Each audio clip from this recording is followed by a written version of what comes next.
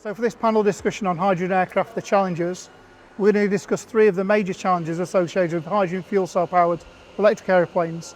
And those three challenges are packaging, thermal management and standards and regulations.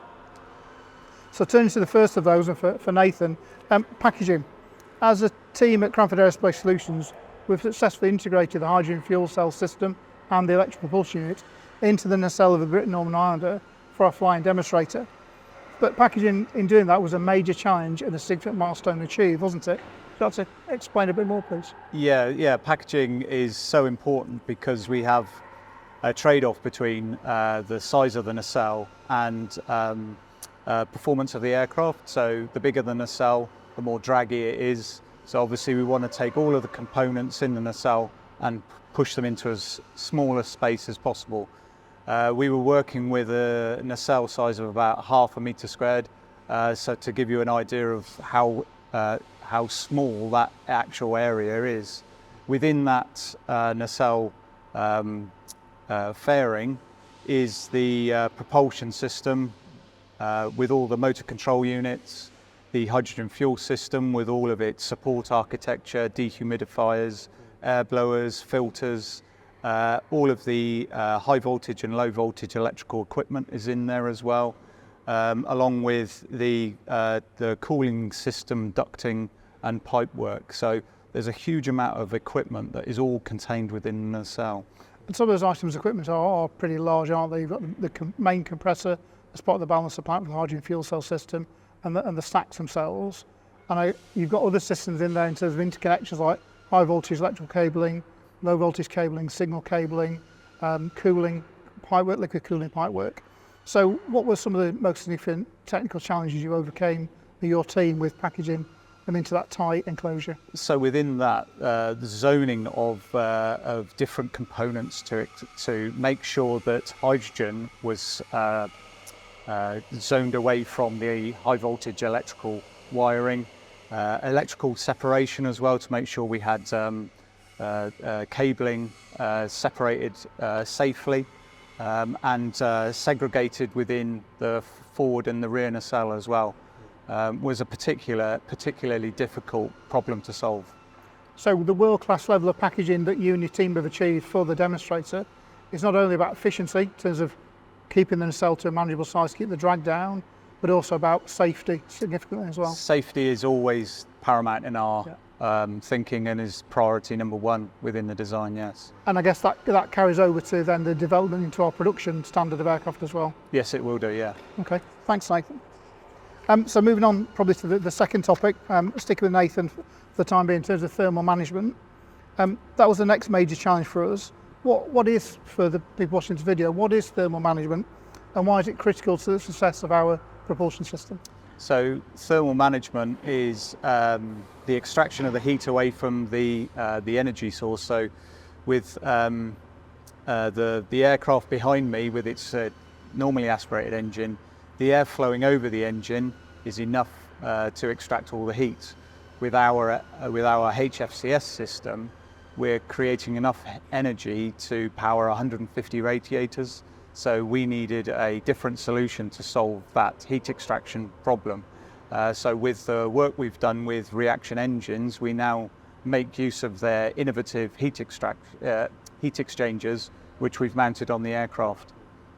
And what is it about the nature of the heat rejected by the hydrogen fuel cell system that makes the problem more difficult than with a conventional piston engine, Joe, for example? Yeah, sure. So we've got a low temperature PEM fuel cell compared to a high temperature fuel cell. So the normal operating temperature is about 75 degrees Celsius, which is relatively close to the ambient temperature the aircraft typically works, which means that we've got a huge amount, like Nathan mentioned, up to 300 kilowatts of low grade heat that we have to reject, and obviously the temperature difference to an ambient and the working temperature of the fuel cell relatively low, which makes it even more challenging.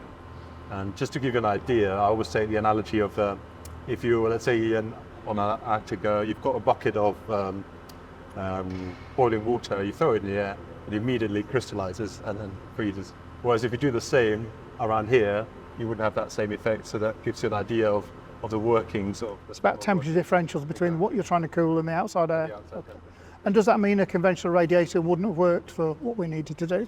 I think the issue that we had is the sheer volume and the size and the weight. So we had, weight penalties, and this is a relatively small aircraft. Yeah. And we had huge drag penalties as well, which just wouldn't made it a viable product. And what is it about the reaction engines technology that means it then helps to solve the problem for us rather than use a conventional radiator? Sorry, Nathan. It's the innovative microbore piping that reaction engines employ in their heat exchangers that allows us to safely extract all of that excess heat from the system. Okay, thanks, Nathan. And then turning on to the third topic, one of standards and regulations. So the last of the three challenges we're going to discuss today, standards and regulations. So, Joe, how hard is it to get a novel technology like a hydrogen fuel cell electric propulsion system, a completely new system certified by the likes of the Civil Aviation Authority? Yeah, it's a big challenge. But I think it's really been a shift. So the regulators themselves are really encouraging organizations to look into new and sustainable means of propulsion. And hydrogen seems to be really high on the agenda at the moment, or electrification in general. But we've got enormous gaps, so there's no mention of hydrogen in current standards and regulations. So I think the first one for us is to identify those gaps and really focus on the inherent risks of hydrogen and high voltage on aircraft applications. And then we move further on to write our new set of regulations in something what's called a certification review item, a CRE, or special edition. And then ultimately, we want to identify how the means of compliance or the demonstration of those regulations is done.